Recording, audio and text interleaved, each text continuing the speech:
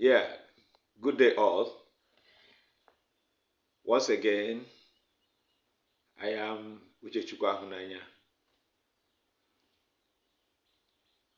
I want to state once again my views and position relative to the events unfolding in the Middle East, particularly in Israel and Hamas-Palestinian war, which Hamas started on October 7th. There have been a lot of hulabaloo, babel of voices arising, pro-Palestinian and Hamas movements all over the world, anti-Semitisms,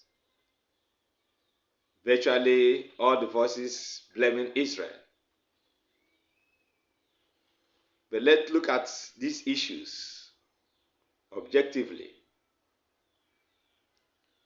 Hamas carried out a heinous crime, condemnable crime against Israeli citizens, kidnapped hundreds, killed many, children, women, elderly, and is still keeping many today in his dungeon. Like every other human and every other nation would do, Israel have to go after the rescue of its people. People are no longer condemning Hamas for the atrocities they carried out in October 7th that ignited this war that is consuming the East and is still holding and still firing rockets. These explanations that have been given out have fallen on deaf ears of both the United Nations and other pro-Palestinian movements and the anti-Semitists. They are so blindfolded in support, in blind support to Hamas, that they never saw any atrocity in Hamas activities. Even when they blame Hamas, they casually blame him. Just like the 80-year-old American senator who once gave one line, a passive statement of what Hamas did. And the rest of the 30 minutes, he devoted it in condemning Israel. For going after the rescue of his own citizens. He took only 1 second or 1 minute or two and 1 page to talk about Hamas, just to say that he has condemned Hamas. But the rest of the time was used to harp on and trumpet, amplify the activities of Israeli armies in Gaza. What a shame. The man whom I trust that he would have known better. People also turn blind eyes to the fact that Hamas also uses its own citizens, its own people of Gaza, children and women, as a defense, as a protection, to shield himself. And even the rockets he also fired killed his own people. And his own people love it because they were indoctrinated that when they die in defense of their religion, in defense of their Allah, they are promised the paradise. They are promised many women. Imagine the people who commit suicide attacks, suicide bombers who are trained into suicide attacks and suicide bombing. What value do they have for life, even their own life? These are people who have been indoctrinated to kill themselves and kill others. So using them, whether they are children or, is only the civilized people that sees it as an atrocity. To them, it is a normal way. Just like it has been recently said, it's a sacrifice. It's a normal sacrifice for the Islamic jihadist movement. For you to kill any infidel in quotes, you are promised a paradise. You are a martyr. They are celebrated as martyrs, whether small or big. It's only you in the civilized society that see an atrocity. But the Hamas and the Islamic jihadist movement does not see any death as an evil. But it's a necessary end for them to gain their paradise. So when you reel out figures, 37,000 have died, unverifiable figures, dished out, branded by Hamas, you feel comfortable accepting a terrorist information and report. Even at that, it is confirmed widely that the ratio of deaths is still minimal in an urban warfare. Yet, the world does not want to hear that. What they only hear is that Israel has bombarded. In war, anything can happen. People don't live a comfortable life in war, no matter how small. But to end the war fast and quickly, Hamas have been asked severally to release the hostages. At least that will be the moral ground for any negotiation to even commence in terms of complete seizure of this war.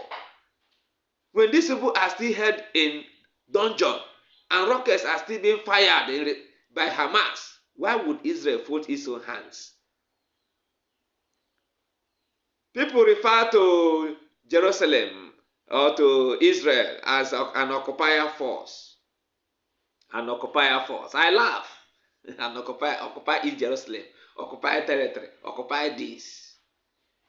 When the war broke out, Israel fought for their independence in 1948 and gained their freedom. There was nothing like Hamas. Egypt and Jordan took over the West Bank and the other side, and Gaza. And now, when the war ended, Israel won.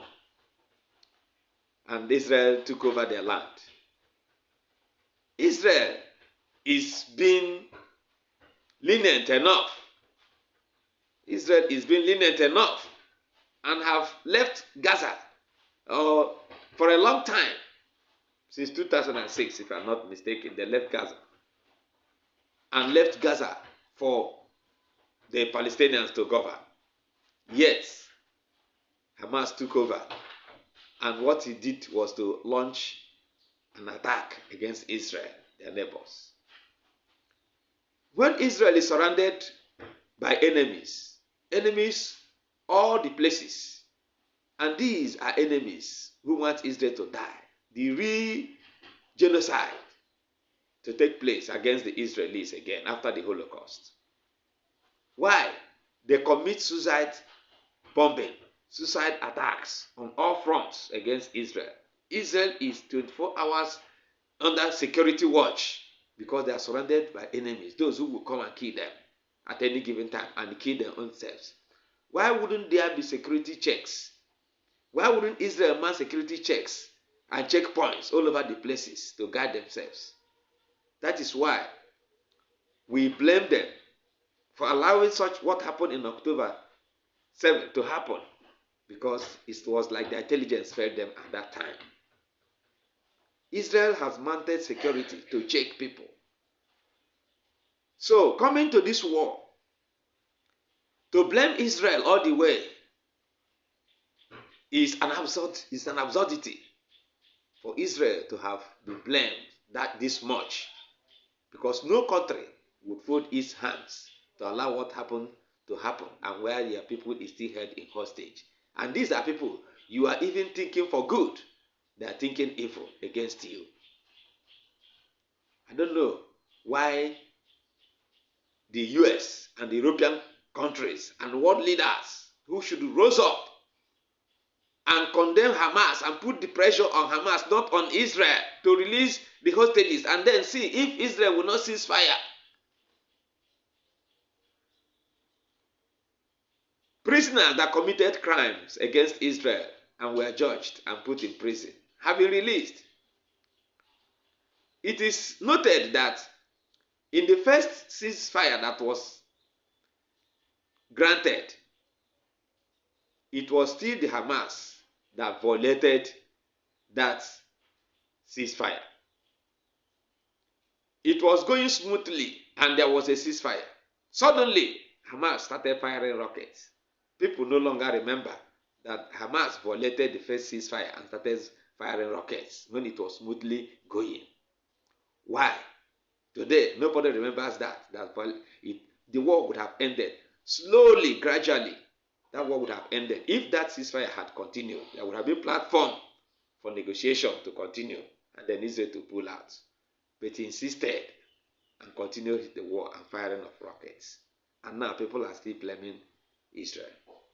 I don't know from the angle anybody will come and blame Israel. They say apartheid.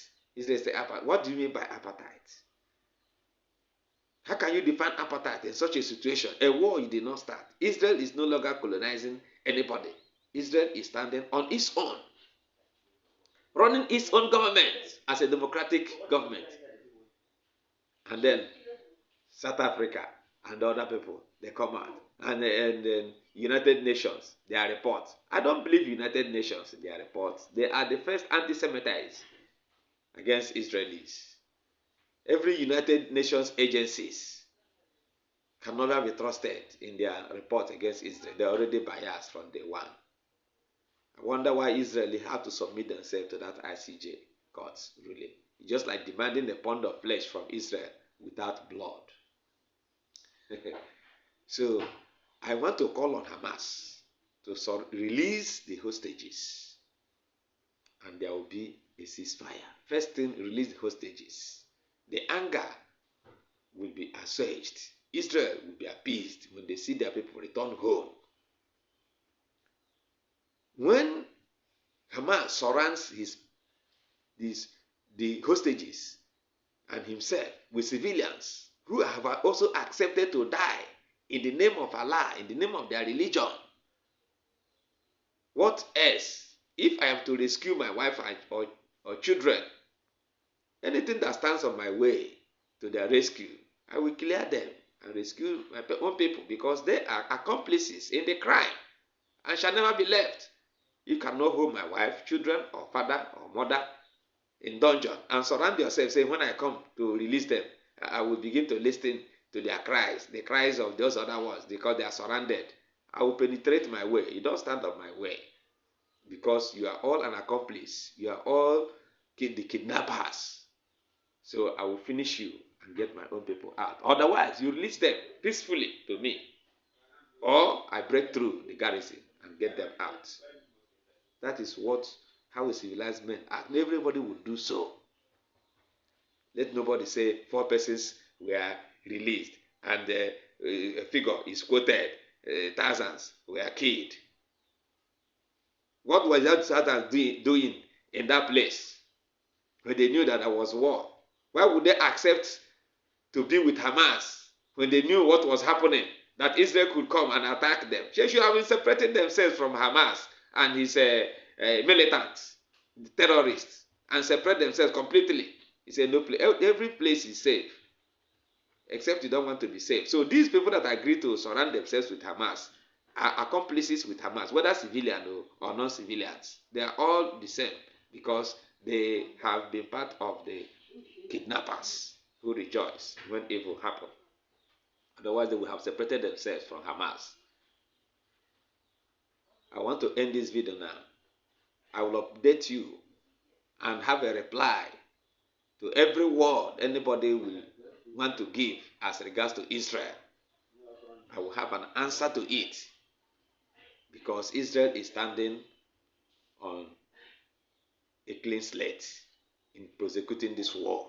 Anybody who blames Israel should blame himself rather and blame Hamas because you don't understand that the Islamic movement in jihadist operation, what it means, kill anybody that is on your way that is an infidel. Islamic extremist fundamentalists have always expanded and advanced through wars and terrorist attacks, not through any other means. That is their modus of operandi. Multiplication through children and then advance through war. That is how they have conquered all the peoples and nations of this world. That is the nature, and they must be resisted. So those who condemn Israel, you are not doing the right thing. So let everybody put pressure on Hamas. This is where we stop. Thank you.